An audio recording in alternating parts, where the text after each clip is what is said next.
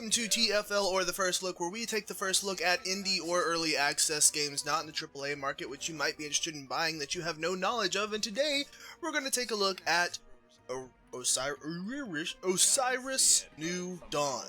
Who names games after gods of the undead? Come on.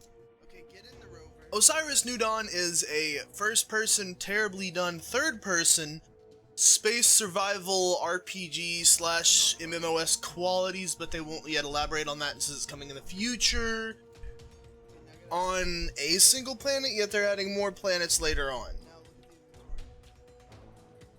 So let's talk about what I like about this game first before we get on to the negative stuff, because there's actually a lot more negative in this case than there is positive things.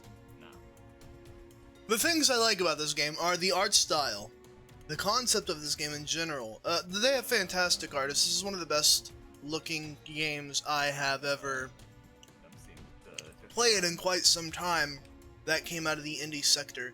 And when I say good looking, I mean like attention to detail in their art. There's a lot of it here, especially for early access. There's obviously a long way to go, but there is a lot of attention to detail here, especially once you get inside some of the habitat environments, the biolabs and things like that. There's some good attention to detail here, and I feel like they will add more as they go along. The game runs wonderfully. It runs at about 60 FPS. It very rarely goes below 30. I've only had like 1 or 2 instances of some seriously intensive areas that it did. And it was not for very long at all.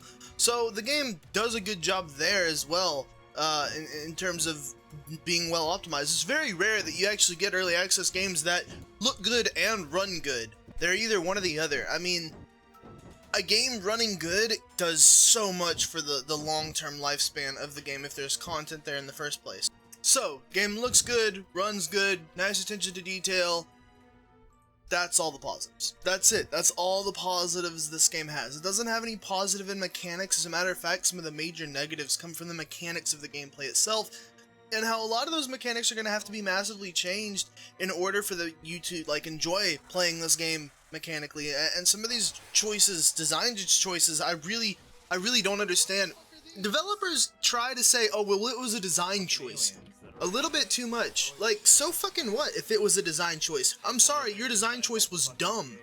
Dumb design choices are still dumb design choices. It doesn't matter how much of a design choice it was. It's a fucking retarded design choice.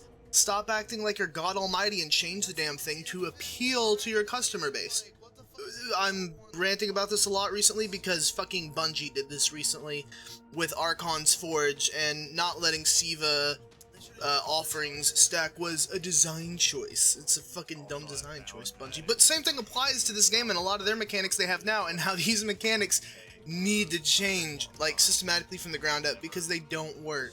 Get over yourself. Sorry you wanted it to be like that. It needs to change to appeal to an audience. And some of the things I'm talking about are the mining. So when you walk up to a rock, you smack it, and it breaks apart. And the breaking apart animation is actually pretty good. It's kind of a little bit of the same thing over and over again, but it kind of looks random because of the deformations on the rock, and it's really nice looking. It gives you kind of a realistic, more sense to it. But you mine it and it goes into your backpack, and then extra pieces fall off, and they start rolling downhill. Now, this is what I would call artificial extension of gameplay. There's no reason or need for this. There's no reason at all why I should have to chase all these rolling rocks downhill to pick them up.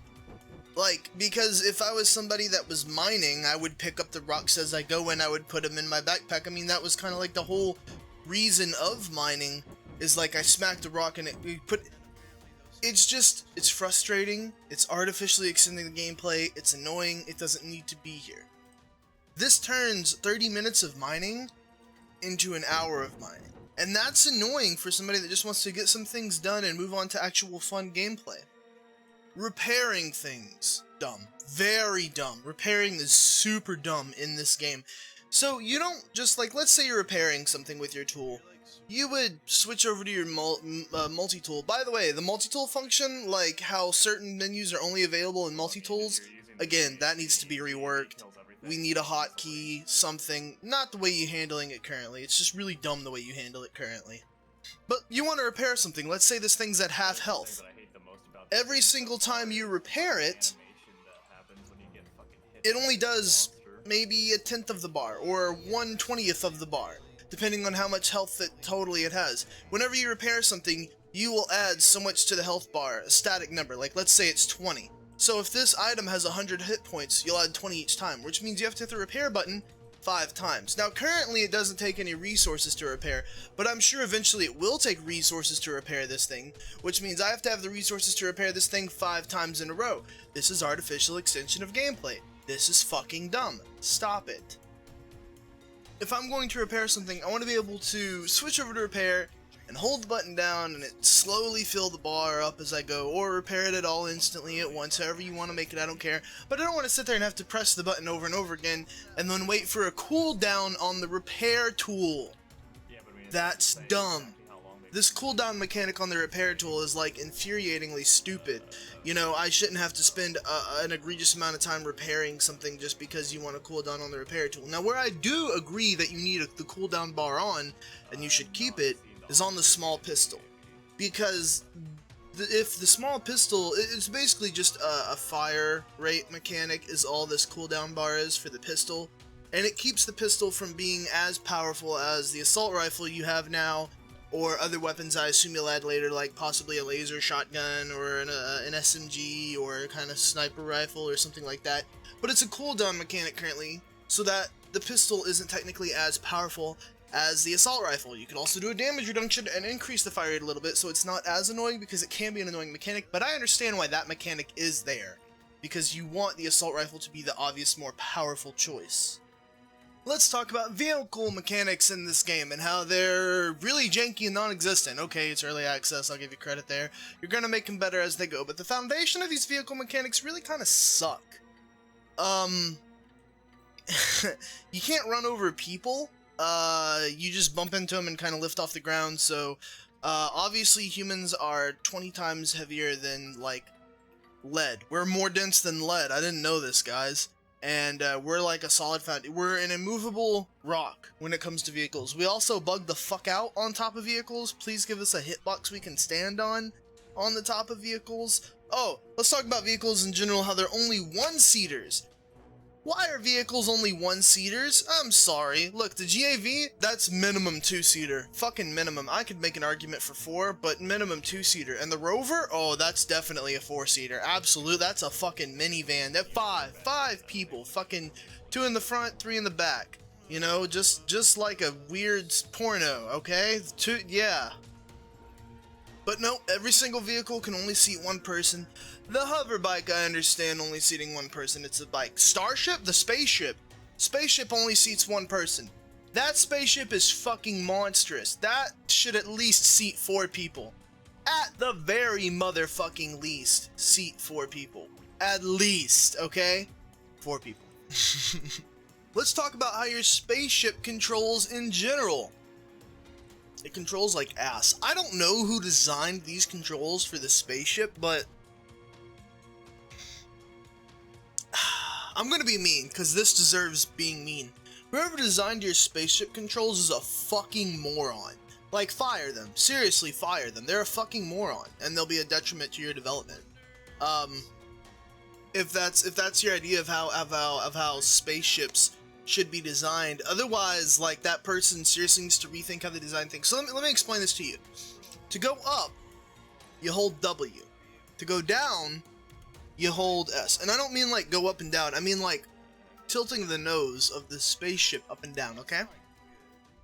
Throttle up is left click, not weapons. It's left click. Throttle down, right click. Not R and F, not Z and shift, or Z and alt, or no. It's left and right click, okay? You want to roll? That's Q and E.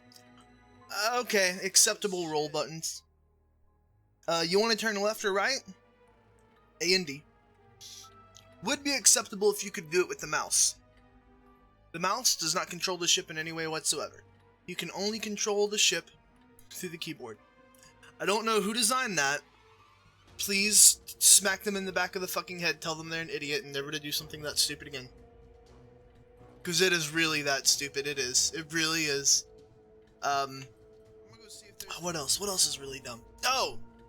Space. So I don't understand this. First off, the planet is apparently an endless 2D plane that just randomly generates itself over and over again. I'm assuming, because there's no way they designed this much terrain. I think it's just tiled sections that repeat. But in the ships, you can go to space. Went to space, okay? I went about 50,000 kilometers out, and then I went to space. The planet didn't render when I went back out to space. I don't know why. Until I got close enough to see it. The planet is a 2D plane, okay? It's just a 2D plane, that's all it is. And then they have a 3D backdrop image of the planet that they want you to believe is the actual planet, when the planet is just a 2D plane that you phase in and out of, okay?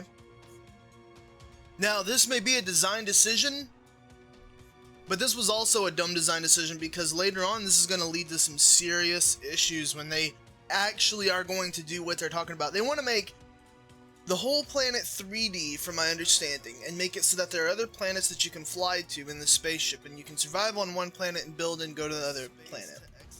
There's a lot of issues with that. First off, with building, you don't have a lot of stuff to build. Once I build on one planet, so far I have no reason to go to another planet, which is an in-game issue, which we'll talk about at the end of this video.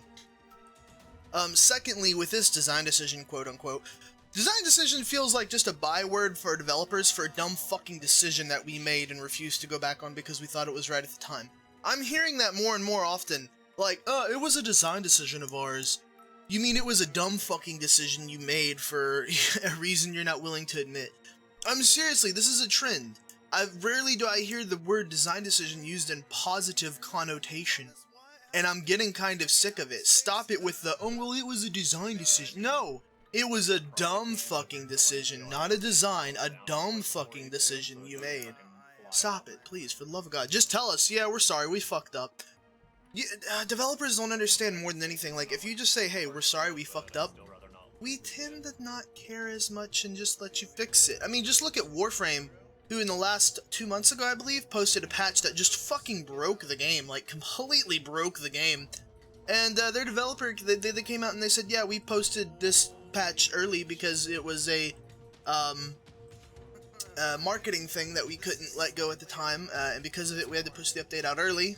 Sorry, we'll fix it. Guess what? Everybody was pretty okay with it. Not a lot of bitching, moaning, or groaning went on. Just apologize, okay?